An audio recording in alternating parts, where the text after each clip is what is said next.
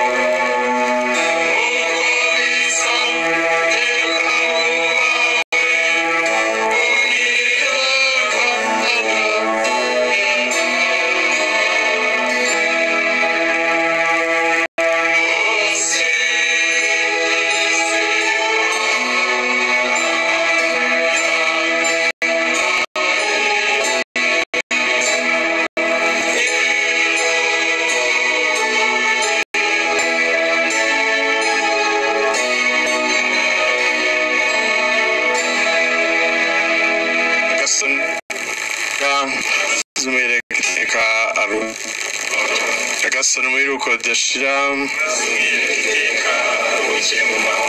Agasano mwiruko dashira Mwamikazi yotibeho Agasano Yezu nabane namwe ushobora byose naho umugisha Imana da na Mwana na Roho Mutagatifu. Yakoze nagira ngo uyu mwanya seku umwana washyingwe se agira icyo amubwira.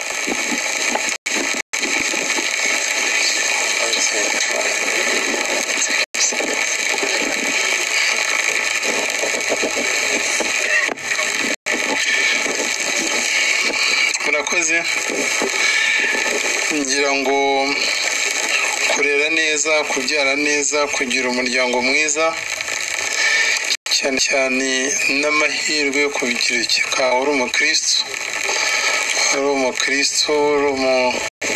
ukabirikira muri Kiliziya Gatolika nk'uko ari ababyeyi yari uwigendeye ubuzima bwe busanzwe no kubaha Imana, ariko by'umwihariko akaba umunyamuryango nyawo twubahiriza umuco nyarwanda kandi tukubahiriza amabwiriza y'igihugu uko igihugu cyifuza nk'umunyamuryango mwiza n'uwubaka igihugu, kubaka Kiliziya, kubaka umuryango nyizina. Bityo rero umwana washyinguye umubyeyi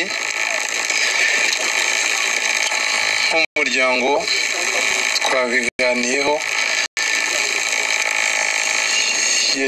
yagenewe inka nk'uko umuco nyarwanda ugena, niryo geno ry'umwana washyinguye umubyeyi. Izindi gahunda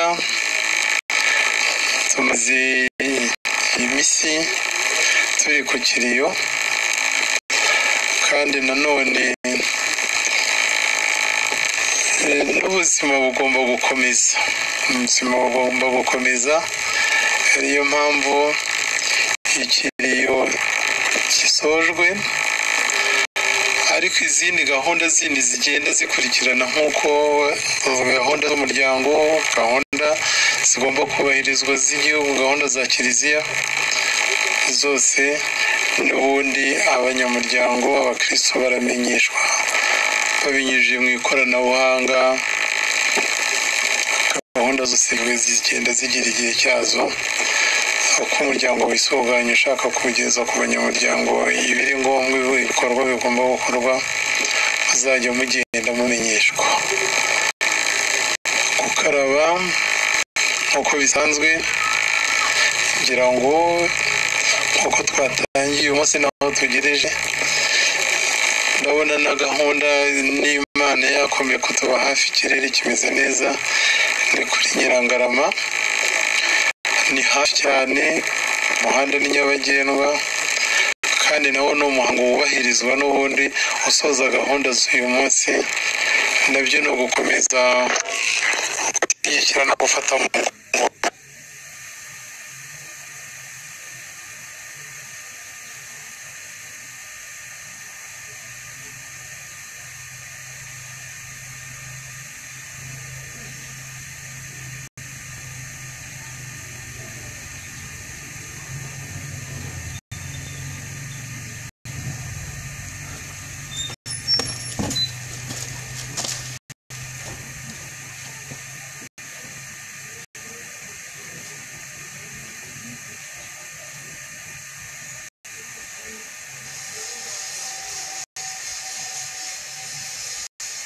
habaye uburwayi umukiriya agataha, Imana ikakuhamagara, turabyakira ntirumenyerwa, ariko ni ukwihangana.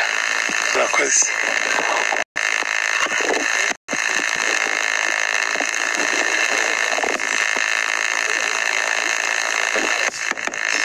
Nanone turareka abantu nanone bakuze ko bamanza kugenda kugira ngo tubarinde umuvundo. Tugende tutavunda. Nakoze kandi mugende amahoro y'Imana. Naho kuri Nyirangarama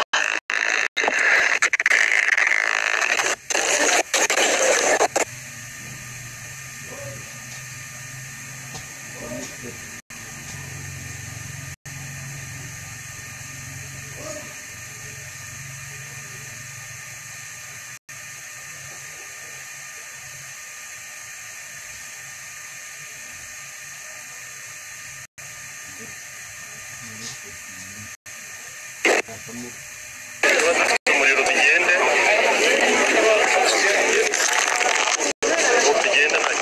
n'uwo uri kuzibuka nta kibazo, tugende rwose. Sawa.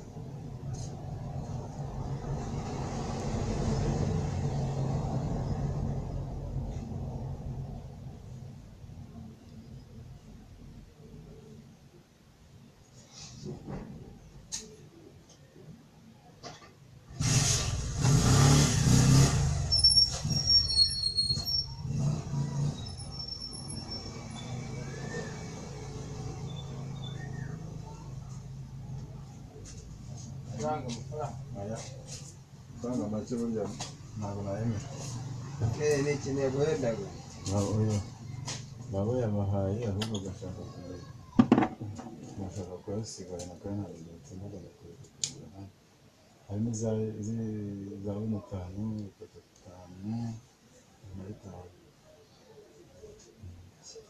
ziba ari ebyiri. Ati rero total. Yo la total de